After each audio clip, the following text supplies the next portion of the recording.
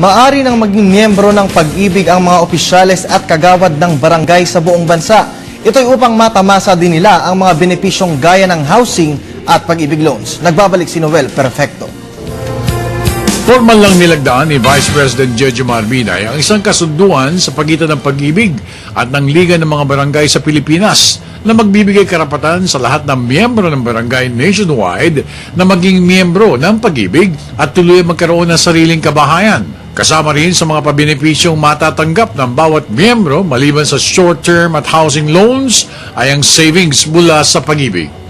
Pagka kayo po ay nag-retire, matatanggap po ninyo yung contribution ninyo, may interest pa sa natawa, on an average of 4%. Sa tulong din po ng kasunduan ito, may pagkakataon pa ng tapatan ng barangay ang inyong ihuhulog sa Pag-ibig. Kaya agad na magiging doble ang ipon po ninyo. Parang employee-employers contribution.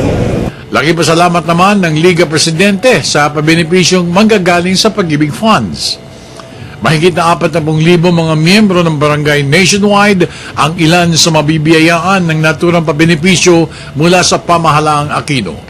Samantala, nagbigay naman ng kanyang reaksyon ng pangalawang Pangulo sa bagong akusasyon ng pamunuan ng Commission on Audit kung saan inaakusahan ng dating alkalde ng lungsod ng Maynila na si Dr. Elenita Binay ng katiwalian. Para sa Telebisyon ng Bayan, ako naman si Noel Perfect.